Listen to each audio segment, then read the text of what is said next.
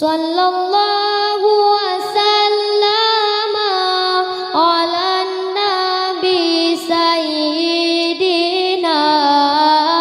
Muhammad. Menurut fikih gampang aja. Saya praktekin deh. Wudu itu gampang sekali, Bu. Apa ya? Praktekin ya. Pakai air segini pun juga bisa wudu. Nah, jelas. Nabi kan mempraktekkan wudu juga berarti. Rukun wudu yang pertama tadi apa? Niat. Niat tempatnya di dalam hati ketika membasuh wajah. Ini ambil air segini aja nih. Air segini. Bismillahirrahmanirrahim. Diusapkan ke wajah. Disambil niat. Nawaitul wudu oleh rafil hadas. Rasa nggak apa-apa. Ya, diratain begini. Sekali udah cukup, 3 kali itu sunnah. Dan yang penting tangan nggak ngangkat begini aja. Ini udah rata udah wajah begini.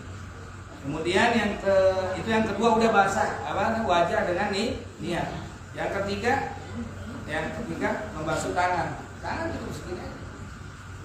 Ini diratakan segini. Yang penting dia nanti di dalam syarat wudu nanti ada ya, membasahi semua anggota tubuh sampai sini. Ini udah kena di sini. Ambil lagi di sebelah sini. Ini irit banget masih segini. Sisanya masih buat minum malah. Diratain lagi segini.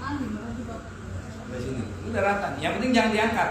Dia rata begini terus. Ambil air lagi, usap sedikit. Ambil air lagi kaki sampai mata kaki. Udah selesai. Itu wudu. Singkatnya wudu gitu doang. Singkatnya wudu cuma gitu doang. Ya, 3 kali semua sunnah. Bacaan doa-doa itu Imam Ghazali nanti. Ya, cuman ini kan belajar yang simpelnya. Tapi kalau yang mau sempurnanya, nanti insya Allah kita praktekkan lagi. Kalau ada tempatnya wadahnya pakai siwak dulu, terus kemudian kumur-kumur dengan mengusapkan air ke hidung itu dijadikan satu dengan satu tangan. Kalau kebanyakan kita kumur-kumur begini ya, sunahnya itu satu tangan aja begini. Itu dikeluarkan istinsar namanya. Madmadah istinsar dijadikan satu, sekali dikeluarkan dengan istinsar. Sunnahnya mubalaghah juga. Airnya nggak terlalu banyak, cuma kumur-kumur sampai dalam. Kecuali puasa, jangan. Ya, karena puasa takut ketelan. Nanti bisa jadi Jadi wudu simpelnya begitu doang. Ya, hanya simpel begitu doang. Jadi kita wudu masih bisa begitu, masih bisa diminum juga. Bismillahirrahmanirrahim. Selesai, masih bisa diminum. Jadi irit sekali. Ya, karena kita Indonesia ya terlalu banyak air. Akhirnya kayak ngerasa nggak puas wudu cuma segitu doang. Nanti di dalam hadis ya mungkin di Bulughul Maram ya itu ada itu. Rasulullah wudu itu hanya dengan 1 mud. 1 mud itu ukuran 1 liter air saja cukup. Ya, 1 liter air. Maka kita juga usahakan tidak israf karena itu nanti masuk dalam bab makruh daripada wudu. Dan yang pertama niat. Ya, daripada fardunya wudu. Yang kedua adalah wajah. Wajah tadi batasannya kita sudah tahu, dari tempat tumbuhnya rambut sampai ke bawah, kemudian dari antara telinga sampai dengan telinga. Dan disitulah tempatnya niat. Disitulah tempatnya niat. Dan sunnahnya wajah itu dibasuh dengan kedua telapak tangan. Jadi berbarengan seperti ini. Dimulai dari a'la wajhi, dari atas. Jadi dari sini nih, karena mengikuti sifatnya air yang turun ke dataran yang rendah ke bawah. Jadi bukan dari bawah ke begitu bukan, dari atas begitu ke bawah seperti itu. Sambil diratakan semua, sambil di ta'ahudul lihaz, ya bahasanya ta'ahudul lihaz. Perhatikan daripada lihaz. Lihaz ini adalah pelupuk-pelupuk mata yang ujung begini, tempat keluar belek tuh dibersihkan itu semuanya. Nah itu sunnah. Kemudian meninggal kalikan ya. Kemudian basuhan yang kedua, ketiga dalam hati sambil niat, sambil baca doa, Allahumma bayyid wajhi kama tabyadul wujuh wa taswaddul wujuh. Ya Allah, putihkanlah wajahku nanti di hari kiamat, di mana pada hari tersebut Allah menghitamkan dan memutihkan daripada wajah manusia. Jadi biar bercahaya nanti wajah kita pada hari kiamat. Itu diantara daripada sunnah-sunnahnya. Yang fardunya adalah membasuh wajah. Wallahu a'lam bishawab. Nanti yang ketiga, keempat akan dilanjutkan oleh guru-guru berikutnya. Mudah-mudahan bisa bermanfaat. Selanjutnya yang ada pertanyaan dipersilakan. Silakan yang ada pertanyaan.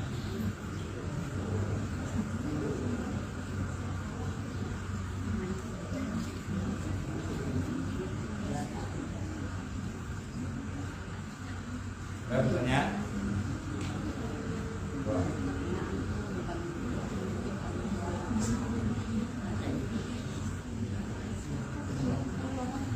Ada? Bu, tidak ada. Udah ngantuk semua. Bisa?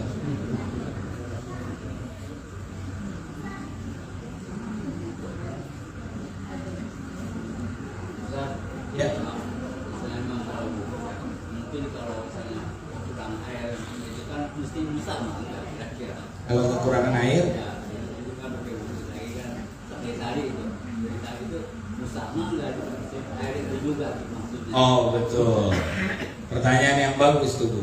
Seandainya kekurangan air, kemudian berwudu pakai air yang mustakmal yang bekas dipakai, atau gimana maksudnya? Misalnya seperti tadi itu. Oh kayak tadi? Ya, seperti tadi. Enggak. Kan Jadi langsung diginiin terus tapi masih itu juga. nah, justru yang jadi mustakmal itu adalah ketika air tadi yang saya udah usapkan begini diangkat terus dibalikan lagi, itu baru jadi mustakmal. Maka tadi saya bilang kalau air sudah di tangan di sini terus kita alirkan begini tanpa ada putus dari tangan kita, maka itu tetap nggak mustakmal, ini masih termasuk daripada air gitu. Kalau diangkat dibalikan lagi, maka itu yang nanti akan jadi mustakmal gitu.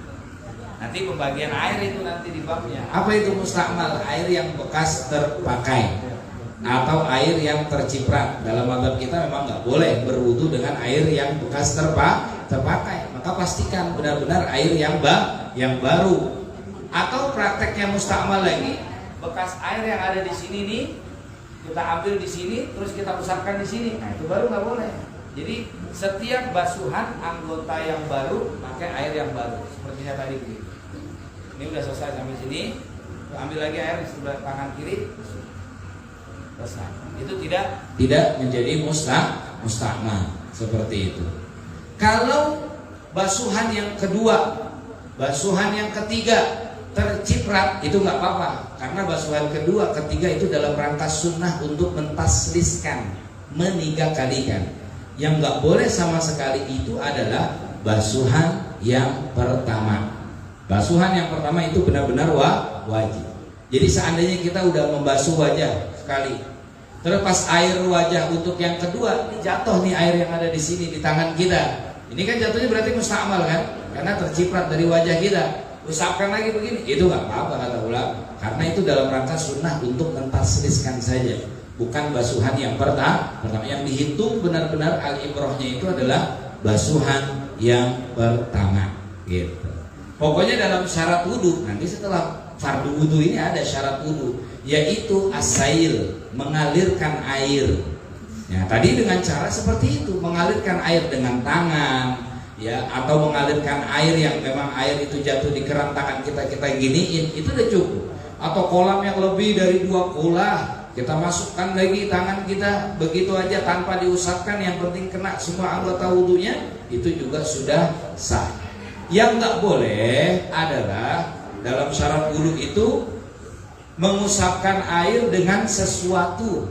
Contoh, ini saya basahin sorban saya, kayak orang kompres ya, pakai anduk kecil, ya kompres, terus kan ada airnya nih, basah, terus dilap di muka sambil niat, nawaitul wudu ali rabbil hadas, dalam hati, boleh nggak? Itu nggak boleh. Atau batu es ada airnya nggak Bu?